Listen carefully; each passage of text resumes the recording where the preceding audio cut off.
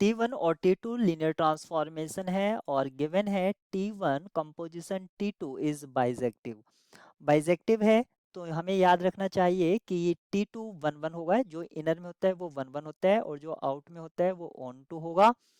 अगर T2 1 1 है और T2 डिफाइन कर रखा है Rm से Rn पर, तो क्योंकि 1 1 है तो रैंक किसके बराबर हो जाएगी, डायमेंशन ऑफ डोमेन के, यानी कि rank of T2 equals to m हो जाएगा। और कहा है T1 आपका ऑन टू है और T1 डिफाइन है Rn से Rm पर।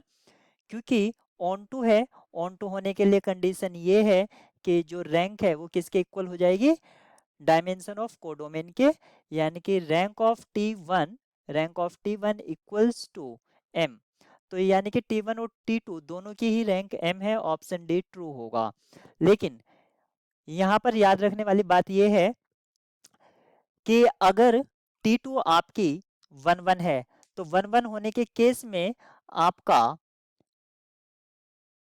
जो m है वो लेस देन n होगा, क्योंकि इक्वालिटी वाली कंडीशन तो हम ले ही नहीं सकते क्योंकि उसमें पहले ही प्री एज्यूम कर लिया है। और T2 आपका ऑन टू, सॉरी T1 आपका ऑन टू है और ऑन टू होने के लिए कंडीशन ये है कि n ग्रेटर देन होना चाहिए m से। अब देखिए यहाँ पर दो कंडीशन हमें मिल रही हैं, m लेस देन n और n ग्रेटर देन m। क्या ऐसा पॉसिबल हो सकता है?